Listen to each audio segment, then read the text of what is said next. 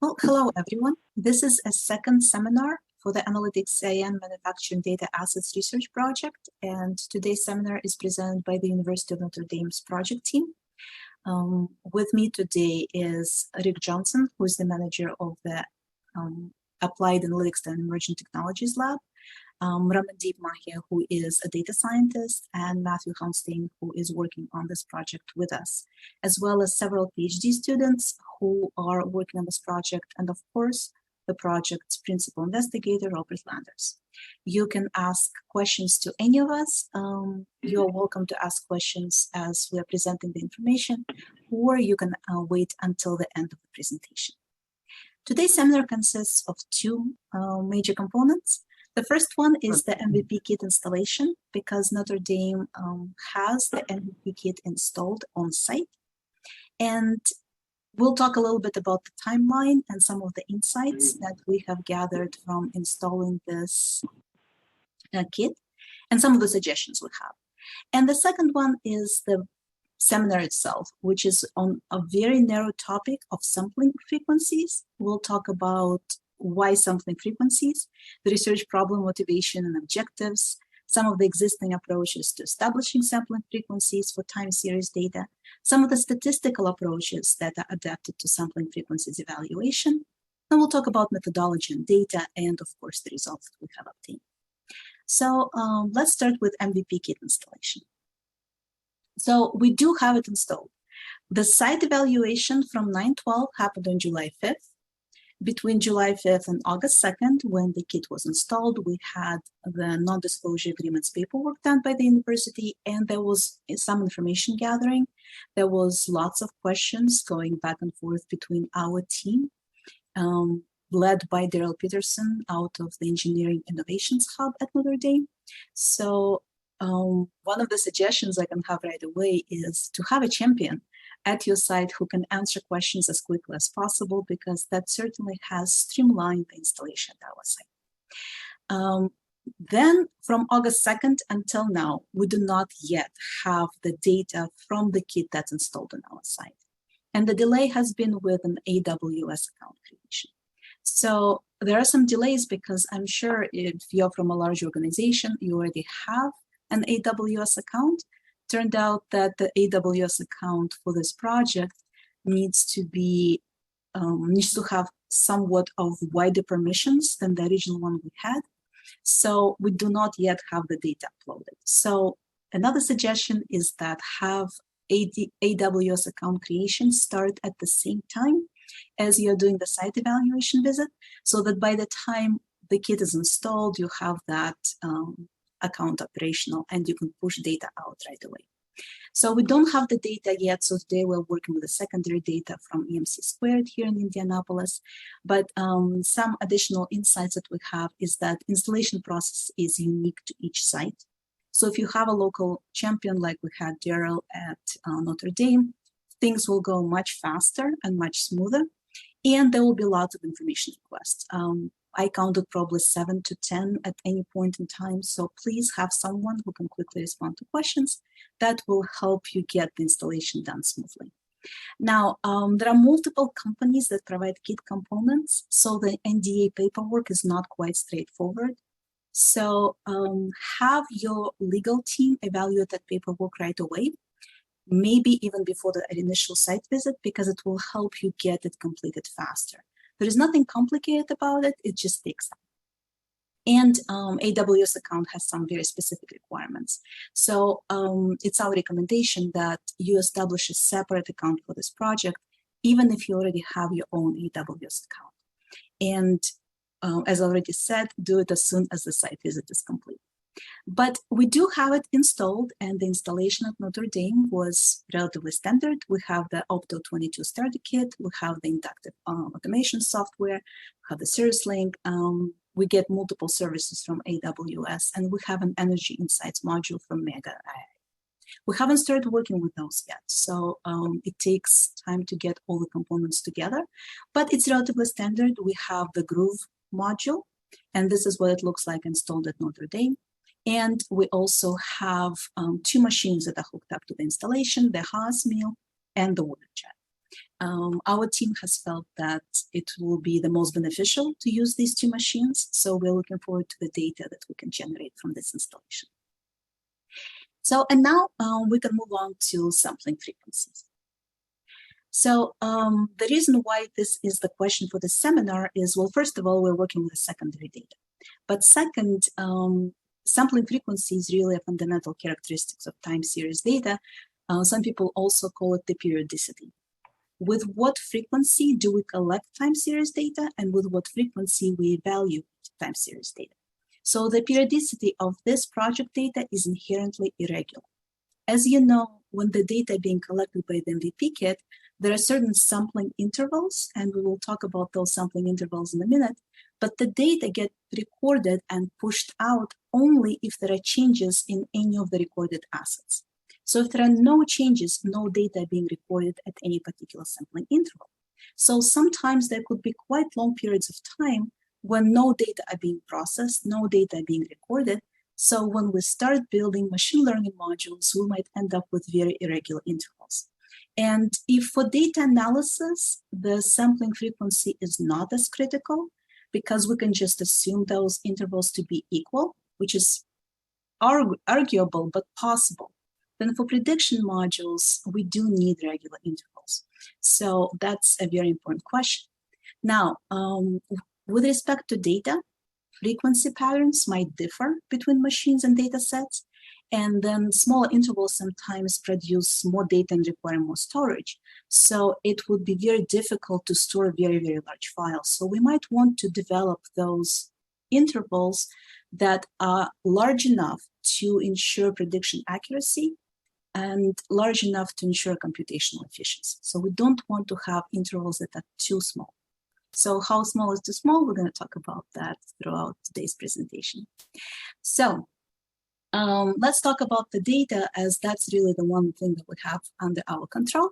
The data collected by the Groove system at Emerging Manufacturing Collaboration Center here in Indianapolis, and is streamed to the MEGA-AI AWS S3 bucket whenever there is a field or property value for an asset that changes. So there might be seconds, minutes, or even hours between some of the data pushes, as we have discovered in our explorations.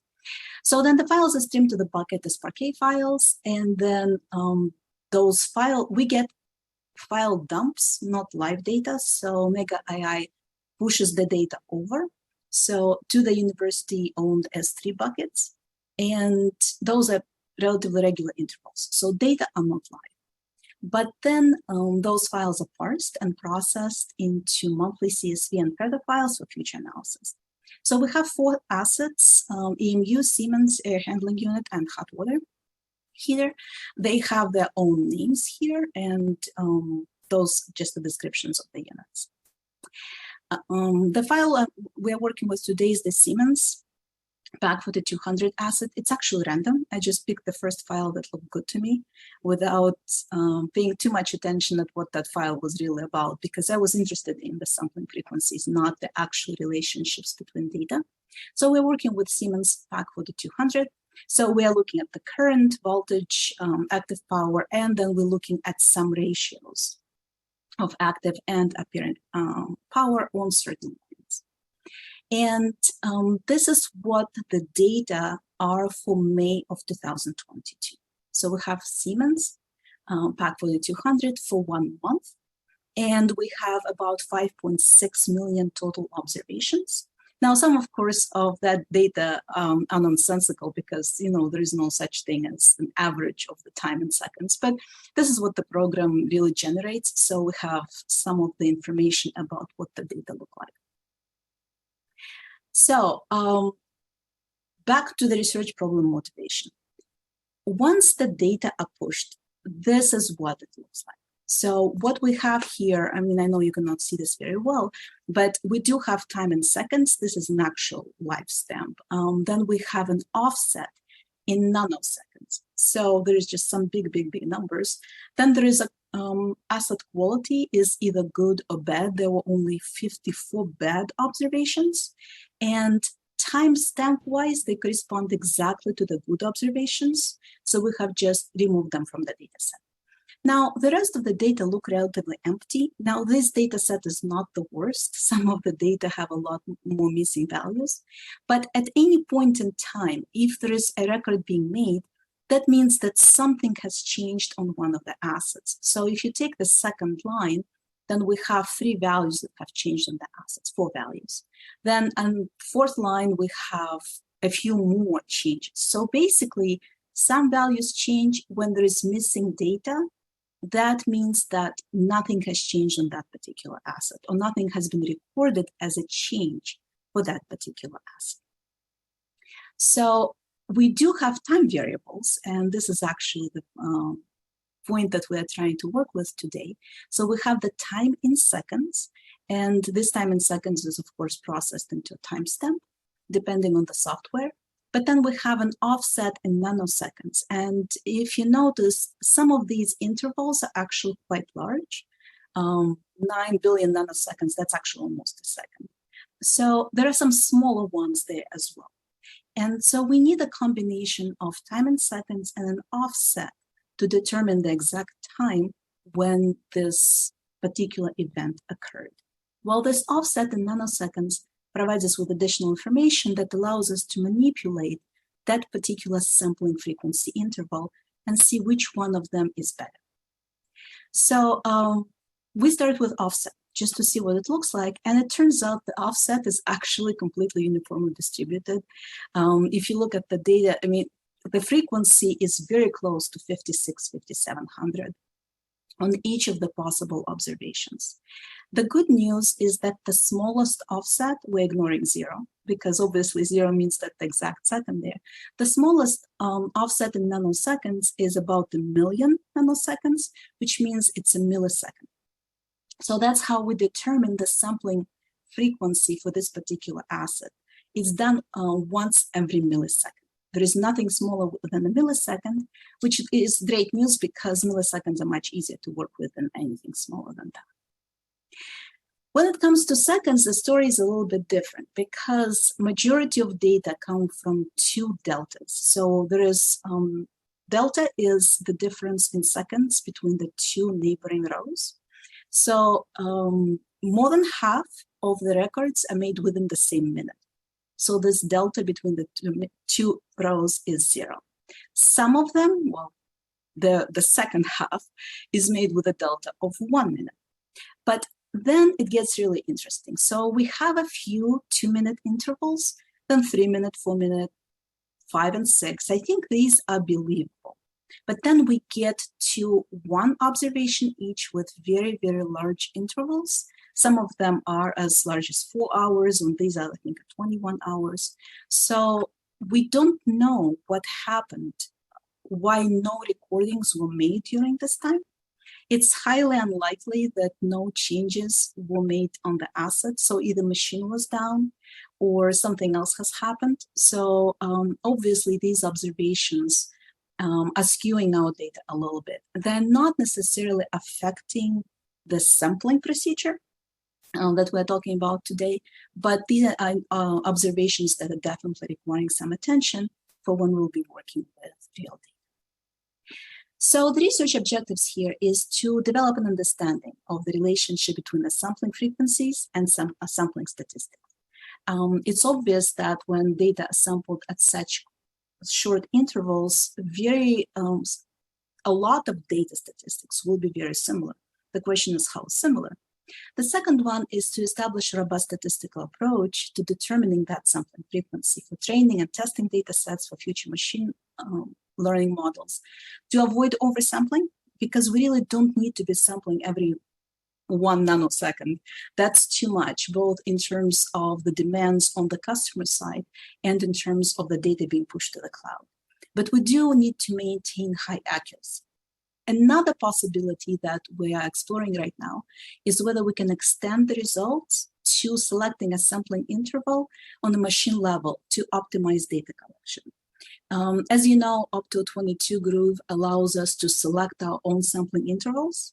So if we determine that we don't need a millisecond, that we might need 10 milliseconds or 50 milliseconds, we can actually set that sampling interval on the machine to be higher than what it is right now.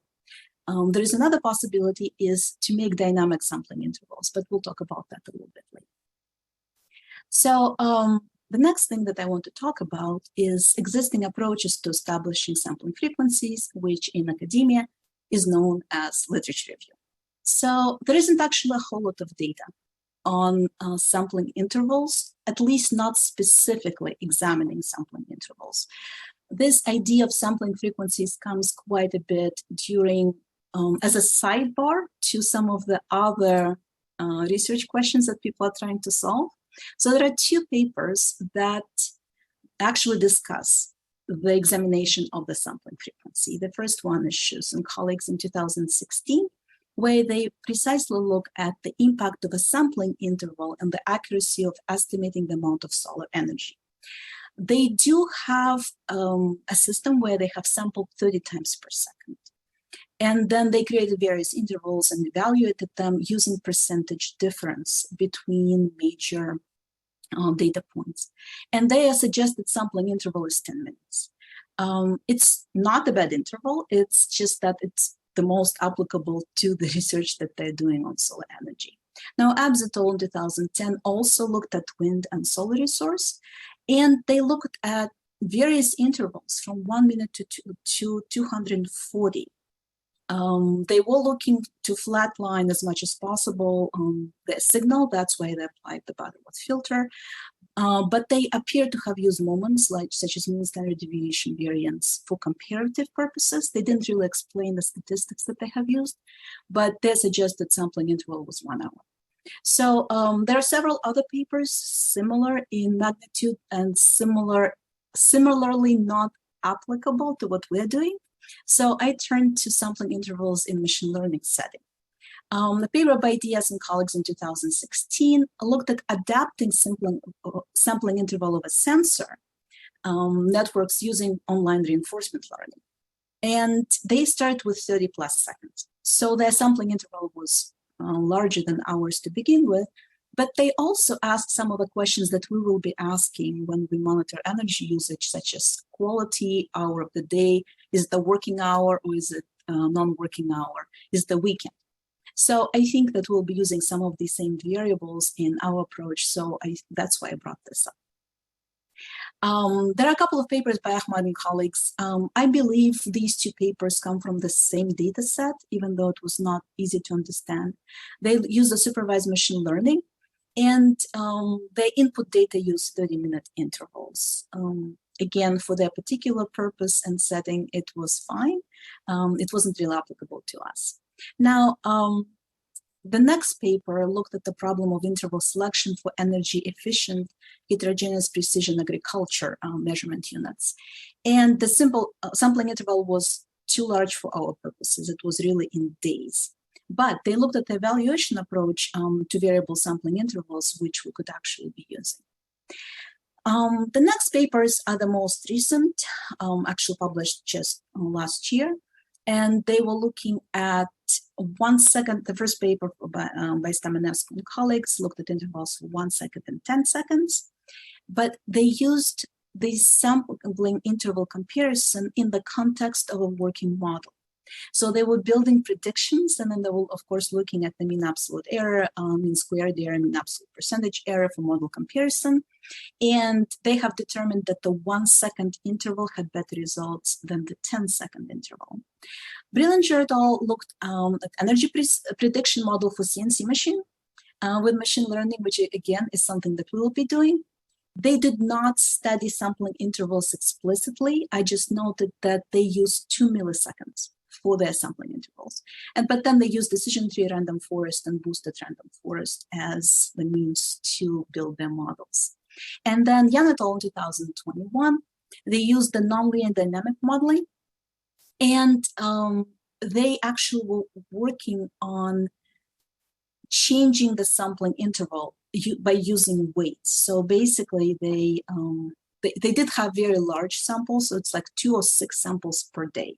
So it's anywhere from 4 to 12 hours. That's really not useful for our purposes, but a very useful technique from that literature is weighing different sampling intervals in the dynamic data sequence. So that's one of the possibilities we can look at if we determine that we cannot establish one single interval for our data collection purposes, and we will be using dynamic sampling, different sizes, but then weigh them differently when we build our models. So in conclusion of the literature review, sampling intervals vary. There isn't really research on what do the sampling intervals do. I think it's kind of a by the way thing that happens in most of the models. It appears that in many papers I have seen that they were selected intuitively. At least researchers have not explained why they've selected one sampling interval over the other. But I do want to note that most sampling interval evaluation takes place in the modeling setting, once we actually build the models and compare models to each other. So the question that comes up is, can we look at sampling intervals before we model? Again, I want to go back to one of the motivating reasons for this work is that if we can select the sampling interval, we can install it on the machine. Since we have this ability with a Groove unit to select the interval at which we sample the data, why not do it? And why not make our data collection process more efficient? So I think this is why this research could be useful. So, but then the question comes up, how do we evaluate those sampling intervals if we don't have a working model? Well, we go back to statistical approaches and we adapt them to sampling frequencies evaluation. So the proposed methodology for this work is to create several data sets from the existing data set by collapsing data with various interval lengths. So the intervals that I have originally selected was 1 millisecond, which is original, which is 1 million nanoseconds, 10 milliseconds, 100 milliseconds, 1 second, and 10 seconds. Of course, different breakdowns are possible. I would say that these are almost random. So I just thought, if I keep incrementing in the power of 10, that seems like a good reason. And the collapsing approach is using the average. This is even more questionable. We can use any other collapsing approach. I've thought of using median for the interval because you've seen that for some of the seconds, there could be several data points, 3, 4, sometimes even more than that. But medians are not sensitive to extreme values. So if we have a spike during one of those sampling intervals, we want to capture that spike. So average seems like the best measure because it is sensitive to extreme values and will pick up the spike if a spike happens. So I used average to collapse the data into larger intervals. And then the next thing we do is we create correlation matrices between all the variables in the data sets and then compare them using existing statistical approaches. Since variable association is the simplest way to look at the data set and they're actually the foundation of any other modeling that we do, why not look at those correlation matrices and compare them and see if one sampling interval is better than the other. So again, we want the largest possible sampling interval that is not significantly different on 0.05 level from the full data set. So there are several approaches to comparing correlation matrices. The first one is near and dear to my heart because I use structural equations modeling a lot. So this is the ANCOVA type comparison. It uses the R-Lavaan package. Then there are several chi-square tests for equality of matrices, and they come from the psych package. So there is the chi-square test of Bartlett and Box, where we look at the sum of squared correlations or the sum of the squared Fisher transform correlations, depending on what we're looking for. For comparing two correlation matrices, we do need the Fisher's transform. And then under the null hypothesis that all correlations are equal, the sum will be distributed as chi-square. Now, generic, there is proposed test for equality of two matrices, which compares the differences between two matrices to the average of two matrices using a chi-square test. That test is actually more conservative than others. I would say it's the most stringent of all the chi-square based tests. And then there is a factor-based approach, which compares the two matrices similar to the ones that are being used in evaluating a factor analysis model. And there is a reason why I actually brought up the formulas here, because there is this important conclusion over here of what that model actually is, the one that uses factor analytic approaches. So it uses matrix inverses, which means we should be able to invert a matrix. And in our data set, quite a few matrices are not invertible because several variables correlate near 1, creating linear dependencies. So I will talk about this as one of the limitations of this approach. So then the next is just what we've done with the data. So first of all, we have lots of missing data. It's not the true missing data in the same sense as what we think of as missing data, because the data appears in the data set each time a field or a property value of an asset changes. Well, if the asset value does not change, that's a missing value, which means we can fill the subsequent missing fields, like here on the left-hand side, we can fill it with the previous value. So if there was nothing after this first value for 3 periods, that means that this asset remained unchanged. So we can just fill the data. So all we have is a few missing values at the very beginning of a data set. Of course, it assumes a little bit too much. So when we have those large pauses, the values remain the same. That's not true.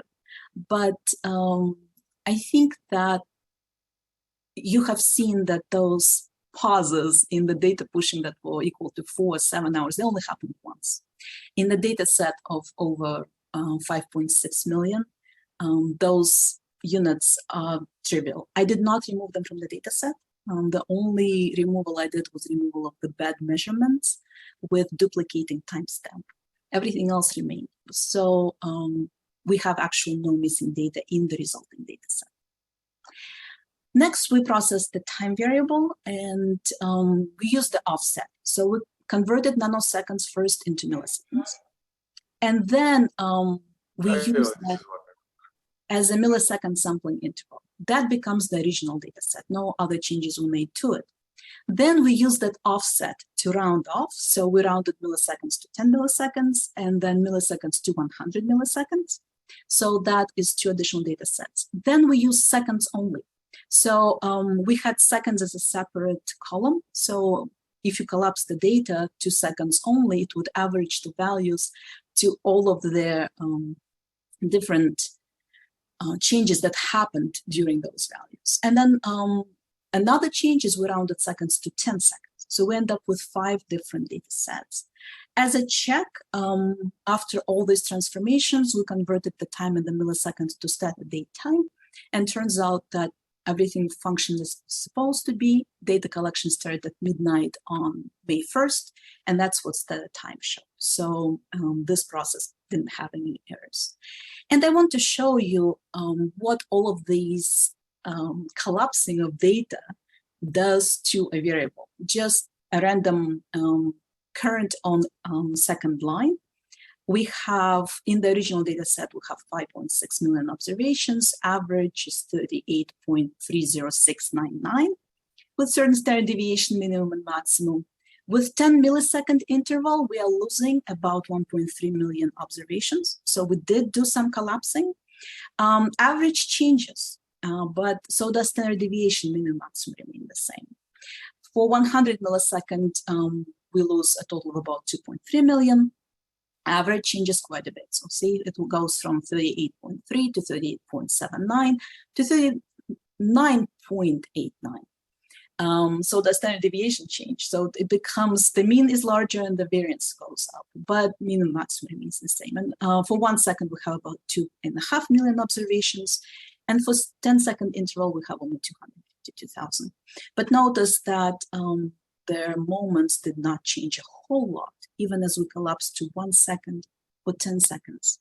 So some of these previous literature where people talked about 10-second intervals or even larger intervals were perhaps not without merit. There are some limitations to using correlation matrices as a way to look at changes in the data. Some variables naturally correlate very highly. I mean, some of those variables are just ratios of the existing variables, so that's an exact linear dependency, right? So these matrices cannot be inverted. So there are altogether 3 variables that highly correlate, creating this, or 3 groups of variables, creating these near 1 correlations. And one of each of the variables had to be removed, because otherwise the matrix would not invert, not allowing to do 2 of the 5 comparative approaches to comparing the matrices, which is actually a limitation, because we want to make sure we analyze everything that happens in our data set. So moreover, because we're using fewer variables in those correlation matrices, the resulting tests are not comparable with the others. I also want you to realize the magnitude of what we're working with. The matrices themselves highly correlate with each other. It's kind of obvious from these averages on one of the variable that there is not a whole lot of changes as we're collapsing the data. So we are looking at differences on the 4th or 5th digit, decimal digit. So it's actually very small differences that we're trying to evaluate. And here the matrix correlations are calculated as undirected graphs. We can just do a correlation of each individual variable, or do it as a vector-wise. That doesn't change it very much, but I think these correlations are a little bit more conservative than you would obtain with some other measures. It's just the most convenient ways to quickly see the differences between matrices. And I think the next thing that we need to talk about is the results. So here are our data sets, the 4 created data sets that are compared with the original. For the 4 different methods that we have used, we have the chi-square, degrees of freedom, and significance in each of the column. And to say that our data sets are not different from the originals, we don't want significant results. Well, it turns out that almost on this large of a data set, almost all results came out significant, telling us our data sets differ. With structural equations modeling approach, the most different data set was with rounding to 100 milliseconds. Even though I think I find it hard to compare chi-squared magnitude. I think once it's significant, it's significant. But basically the 10 milliseconds and 100 milliseconds are both different significantly from the original data set. Interestingly enough, the 1 second and the 10 second data sets are not statistically different, and largely so. This is the p-value of 0.99. So they're very insignificant, so they're practically the same from statistical point of view. Bartlett and Box found all data sets to be significantly different. So is Genrich. As I said, this is the most conservative, so it really calculates large values for us. But the factor model also found the 1 second interval to be non-significant. So we are looking at, if we just look at the magnitude that we're working with, right? The 4th or 5th digit after the decimal. It's a miracle that we actually found any significance, but no, it's not a miracle. It's called statistics on large data. So at this point, the 1 second interval is a winner, with a 10-second interval slightly trailing behind. So we have to consider other things. For example, what do our graphs look like? Is there really eyeballing? Is there a difference between some of these intervals that we're creating? And these are small pictures and you can see very well, but the difference actually is present, and it's especially present on a 10-second interval. You can see some of the spikes here towards the end that are very apparent on the original data set and completely missing on the 10-second. Also, I think the magnitude here is somewhat small. With my eyes, I can't tell the difference between these things. But statistics tells us that they're significantly different. What I do want to show you is that sometimes these graphs could be misleading, because if we flip over, we can see a very large difference for 10 seconds. This is a different, this is a third line power factor, but you can tell that there's the 10-second interval, of course, is too different from our original. It completely smooths out these aberrations at the end. So we just see this particular graph, right? Just a part of the graph. So if we were to select a particular sampling interval out of the four we have here, then the 1 second that shows as statistically insignificantly different from, or not different from the original by 2 of the tests. And that does not really present much of a problem with graphs is a winner. So in conclusion, we've discussed the methodology for determining sampling frequency prior to modeling. So if I were to use right now this machine, I would say we can use a sampling frequency of 1 second, and I would be confident that this would be the best frequency for future machine learning models. These methods are very simple to understand and use, and they can be very easily automated on the software level. We can also establish different sampling frequencies for different assets. We don't have to sample everything on a nanosecond level or millisecond level. We can actually observe the machine as the data are collected, compare different sampling frequencies, see which ones are better. Now, we do need to replicate this work on other data sets and possibly with different tools. Like I said, there are 2 limitations of correlation matrices that don't allow us to compare the results directly with each other. Perhaps we can do something else prior to building machine learning results. But we also should consider implementing a variable interval into future machine learning algorithms, especially since this topic is now starting to come up. And people talk about applying various weighing techniques to make sure that our intervals are calculated as the same, but by using different weights dynamic. And that's all I had.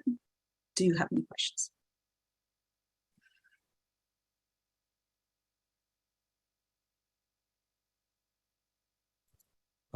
So this is Prateek Sharma from Indiana University. Thank you for your talk. I found it fascinating. So I guess the first sort of fundamental question that I have is how do you configure, or rather, is there a manual available for these Opto 22 units so that we can sort of browse through it? So we don't have the kit sort of installed yet, but we would like to see what options are there. That's my sort of first question. And I guess the second sort of pressing question is, perhaps I missed it, but what are the drawbacks of sampling extremely frequently? Is it storage or some other reasons? Thank you. Thank you for your question. Here I am very confidently talking about up to 22 and everything else. Well, that's because Energy Insights Energy Systems Network, together with 912, held a small conference last Thursday. The invitation, I actually sent an invitation to everyone on this list to attend it, but that's where the whole system of how all the components work together clicked for me. So I will be very happy to share those slides with you. I can send them together with the slides for this presentation. So opto22.com has all the information you need about how the unit works, including the Opto22 University that actually shows you in small 2 to 3 minute videos how the system works, what are the different options, where you change the frequency. It basically gives you full control of the data, including pulling the data directly off the unit. You don't even have to push it to AWS to start using it. You can just do it right off the unit. So I will share that information with you. As for the second question, yes, actually sampling too frequently presents a problem both in storing the data, but also pushing the data to the cloud and processing it fast enough. So imagine it's a small manufacturing company and they install our application. Unless they have some cloud-based computing of some kind, they will require a very, very large server to be able to process and store all of that data. Plus, predicting at a very, very narrow intervals of, let's say, even 1 millisecond, which is 1 million nanoseconds, is a much more difficult task, even for machine learning. So processing large amounts of data, I mean, 5.2 million is now 5.6 million, is really nothing, even for modern laptops. But we are talking about many, many more millions. This is just one asset out of 4 for 1 month. When we're doing this live, the computational and storage demands would be very, very high. Plus, the accuracy of the model might suffer as a result if we have too small of an interval and there are those minute changes. Unless we teach machine appropriately, it will start predicting those spikes, even when there shouldn't be any spikes. So there are many different reasons why we don't want too small of an interval. Thank you. May I ask? Yeah. Alexander Gumenik from Indiana University. So with this data collapsing, it looks like you are applying a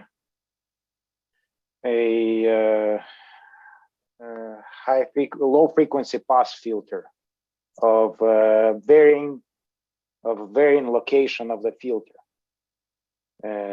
cutting all the frequencies below certain frequency and looking at the rest of the data. So basically, like what I'm saying is that you are looking for something in time domain. So my question is, why not to just apply Fourier transform on the whole data set, and then you will see spikes in the frequency domain that will tell you which time values you need to be attentive to, and it will show you maxima, it will show you a deviation in terms of frequencies, and then everything is in one graph. Right. That's not the point of what I was trying to do. First of all, I'm not applying any filters. So see, here in this data set, I have 3 observations that happened at exactly the same second, offset by 8.9, 9, and 9.01 milliseconds. So basically, there are 3 observations here for one and the same second. I create one observation on a second level by averaging the asset values of the 3. I'm not applying any filters. So I think you averaging over time is like applying a frequency filter. If you average all the data over a second, everything that is higher frequency than 1 hertz is filtered out. You just look at the average value in every second. Isn't that what you're doing? Yes, except I'm doing this for 5 different intervals. So I'm looking at average values for different, I think you came in a little bit later. So the purpose of this work was to find the most appropriate sampling interval. Yes, so I understand that. I'm looking inside the sampling interval, but instead of filtering it, I mean, I don't want to filter it out. I actually want to create separate data sets with the precise interval that I can define, and then look at the difference between those data sets. So some people that have worked with similar data have applied filters to, I mean, for whatever purposes. That's my purpose, was to find the differences that are there when we average the data. Now, as I said, there are some limitations. That's a frequency filter. That equals frequency filter. Low pass frequency filter. Well, if that's identical, then maybe frequency filter is simpler to use. I just want to, I mean, I was working in Stata, I wasn't working anywhere else. And it's a very simple collapse command that if it does exactly the same thing, then there is no difference between what I did and the frequency filter. So I don't think there is a difference. The point is still the same. We are looking at the averages of all the values in a given interval, whether it is 1 millisecond, 10 milliseconds, 100 milliseconds, a second, or 10 seconds. So in terms of frequency domain, once you see change in the significance, that's where it is you have filtered out in some information. That's where your interval became larger than the interval that would show you significant data. Can we look at some graph such that I can? Right. There are no numbers to the slide, so I cannot point you to a specific slide. But you had some graphs where you have spikes, and this one, for instance. So let's look into the graph in the middle on top. You have a few things going on here in the frequency domain. One, you see over the whole graph, you see one frequency with the envelope of a second frequency. If you do Fourier transform to this, you will see two spikes that are very close to each other in terms of frequencies. So you will know that you have, let's say 0.9 seconds and 1.1 seconds that you need to sample, because at those frequencies you have data. And those spikes will be very narrow.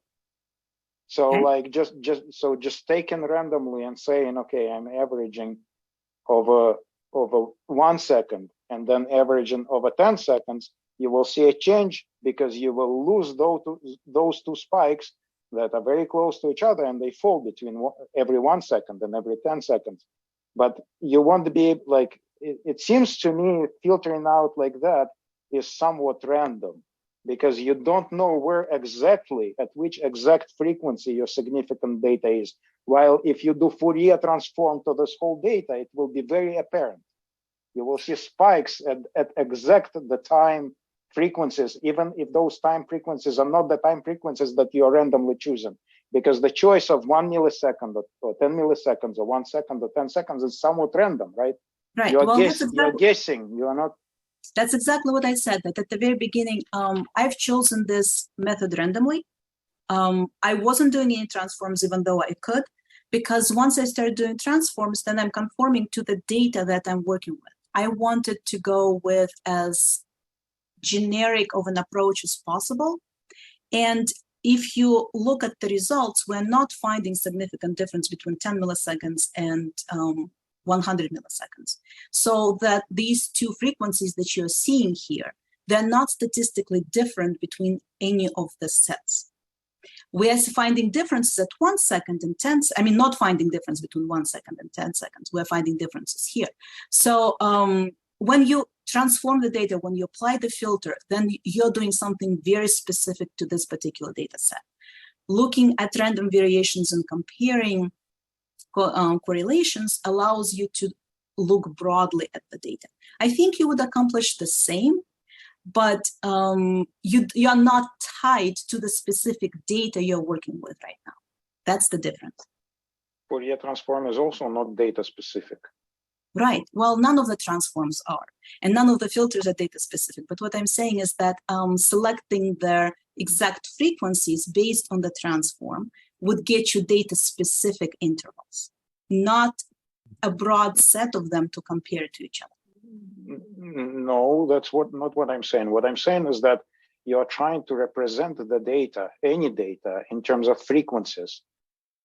The data that you have is in terms of times. Okay, so in order to represent the same data unfiltered in terms of frequencies, you do Fourier transform.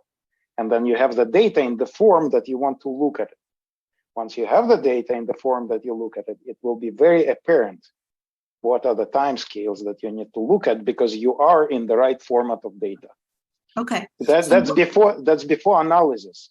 Looking at the data in the form of frequency domain will allow you, without applying any analysis, to see visually where you need to pay attention to. Okay. So isn't that the case? I don't know if it's worth arguing about, because you can use any approach you find suitable. And that's exactly what science is about. Again, I don't want to look at exact frequencies of an exact data set with any of the types of the transforms, because I want to have a very broad understanding of 5, 6, 7 very different data sets to see how using correlation techniques can help us determine differences between the data sets that we have selected based on different frequencies. It's very easy to apply filtering techniques and capture exactly the intervals that we have for the data that we have without an understanding of what happens in the future. But we don't know if these intervals will hold, if these frequencies will hold. What we need to know, are the data sets different if we sample them on different intervals, or are they not? And I find it actually peculiar that 10 millisecond or 100 millisecond actually show the differences, but 1 second and 10 seconds do not. Filtering techniques would not allow you to get that understanding. So it's a different approach at doing exactly the same thing. But for the purpose of selecting sampling frequencies, I chose to go with correlations because they're simple to understand, they're simple to explain to manufacturers, they're simple to reproduce without knowledge of filtering techniques and still find the appropriate intervals. Right. So actually, I have one more sort of question at the start. So you mentioned about the AWS account, and I was wondering if you can talk a little bit more about what exactly is required. So we at IU have set up something to get the data from Mega AI, which we got 2 months ago. So I was wondering if it's the same thing or these units require their own account, and if you can share anything, that would be great. That's exactly what we had. We had an account to get data from AWS and didn't work. But I will actually ask my teammate, Rick Johnson, to talk about this because he is the one who has shouldered the entire painful process of creating a separate AWS account. Rick, you here?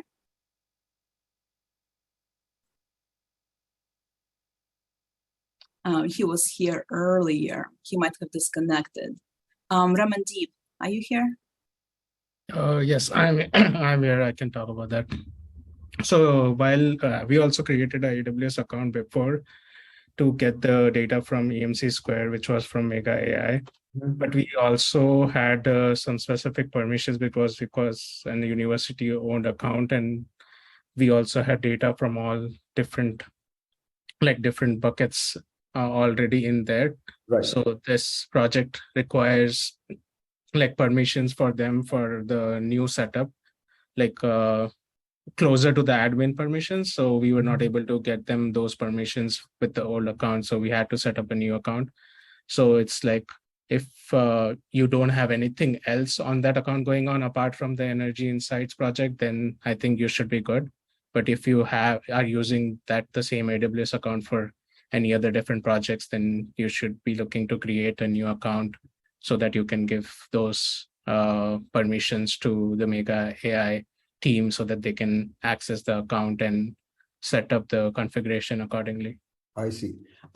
Is there, do we know that, are we going to get the streaming data in sort of real time into our AWS account? Yeah, as per this said, but I have not seen, this morning I met the Mega AI team and we started setting up the account again because the new account created was yesterday. And so I don't know if the data will be the live or not, or it's still going to Mega AI first and we are getting the pushes again. So, but as per I know, they said, this is where we will getting the actual stream which Mega AI was getting previously. So once I start getting the data, I'll know more about that. Yeah. It sounds exciting. So do we know if these Opto 22 units at all our different sites, are they going to be uploading to a single data lake that we all can access, and I'm